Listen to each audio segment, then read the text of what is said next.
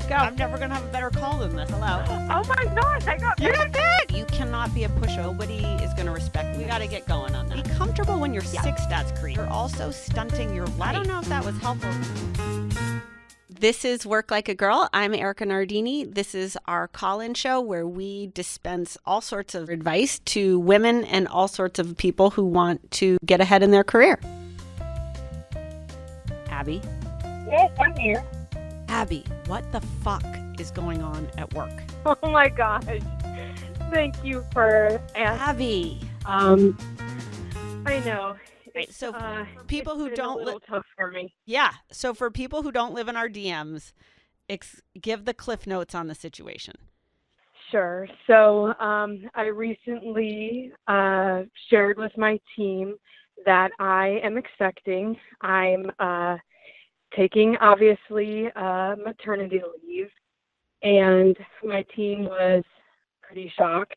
I think from what I can tell, I'm the first on the team to take leave, and, it just didn't go over great. I think that they're worried about, A, losing me, or B, that this is, a potential for me to not pull my weight. Both of those are obviously not true, and given that you also are in, a specifically male-dominated workplace, I'd love your advice on how to navigate taking leave, starting my family, while also focusing on career growth and making sure that the team doesn't look at me as, someone who's up and leaving them. All right. So first of all, Abby, congratulations. Unless you are a man and you're pregnant, I don't think there should be anything shocking about the fact that you're having a baby. So congratulations. This is normal things that women have been doing for centuries now in all different species. So congrats. And Thank you. Second thing is, so just for context for folks, Abby and I have been DMing about this. The second thing is, so Abby waited to tell folks that she was pregnant until she was 5 months pregnant. And when she told her team, and Abby, keep me honest, everybody freaked out. Her boss is you're not going to be good anymore. Your brain's going to go to shit. You're not going to work hard. This really isn't going to work for me. Paraphrasing, but that was my impression of it. Yeah, paraphrasing. I think that they, more or less were shocked and were worried about how much time I was going to take off. Okay. So Abby gently reminds them that she's in fact been pregnant for 5 months and nobody's noticed, and her job and her work has been stellar. So my thing, Abby, is your company's teetering on the line of discrimination, and what the way they're treating you is in fact illegal. Here's what I would say to you.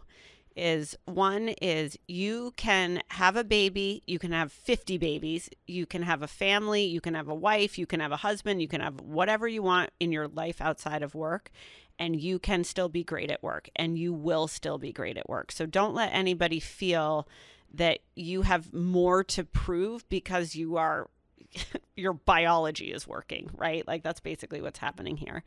I think the second thing is, look, keep your work product high, keep doing the things you've done all along that have made you so successful.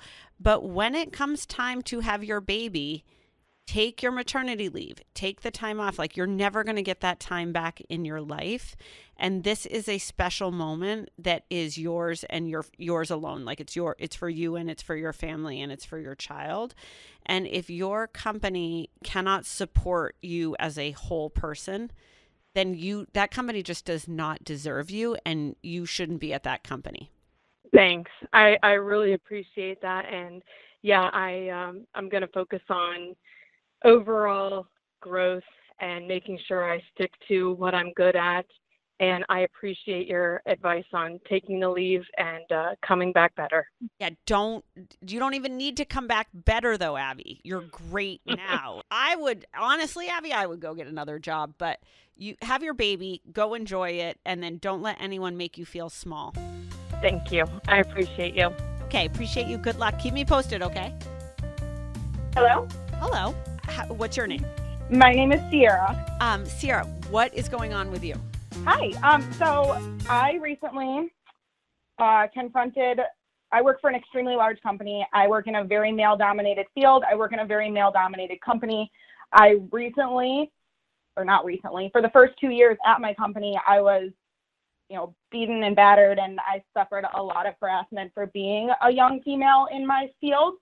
And I recently finally made a report to HR, and I didn't get there overnight. I asked for help in a lot of other ways first, but I think that a lot of, one thing people don't talk about when they talk about encouraging women to go to HR and to ask for help when you need it is kind of the aftermath of that, because we talk about how retaliation is super not allowed, and I that's whether there's retaliation or not, there's an awkwardness that comes about after in a situation like that. So I was wondering if you had any advice for someone who wants to make an HR report and is scared, or kind of the aftermath of that and navigating afterwards. I did leave my role. I still work for the same company, but in a different department and in a different role now. So that piece of advice I've already gotten. So what I would say, first of all, is good for you. Like, way to go advocating for yourself. And I think it's so great that you stood up for yourself, and, not only that you tried all the things to mitigate the situation, but then you ultimately took the right steps to tell someone who could meaningfully do something about it. And I think the biggest thing around harassment at work in general is you're probably not the only person getting harassed, so that when you do say something, or you do punch back, or you do push back, or you do force the issue, you're not just helping yourself, but you're also helping other people or other women at work. So good for you for doing that. Like, you saved somebody else that same situation, and you should be really, really proud of doing that. I think I think you're right. I think that there's a lot of things when it comes to HR and when it comes to harassment where, the company has an anti-retaliation policy, but then there's all the gossip in the hallway, and that, the policy may be no harassment, but you know how everybody is, like, in the streets or in the hallways of an office. So, I think the biggest thing for you is to rise above it. Maybe the word gets out and people start gossiping, or maybe the person in question or the people in question are going to, not want the best for you, or not wish you well, or, try to smear you or poke you or trip you. I think you got to rise above, and you can rise above. And the best revenge is success and progress and happiness and fulfillment. So, focus on those things. Acknowledge the other stuff is happening. Don't be naive to it. Don't be hurt by it as much as you can be, but really focus on, okay, you've got a new job at the company. You've got a new future ahead of you there. Go make the most of that future. Ultimately, if this stuff keeps continuing, then this company doesn't feel like a great place for you to be, because they're not taking this stuff seriously, and they're not helping their employees protect themselves against one another. Yeah, no, for sure. I appreciate it. Thank you. Let's go. I'm never going to have a better call than this. Hello. Oh my gosh, I got big. You cannot be a pushover. Nobody is going to respect you. We got to get going on that. Be comfortable when you're sick, stats creep. You're also stunting your life. I don't know if that was helpful.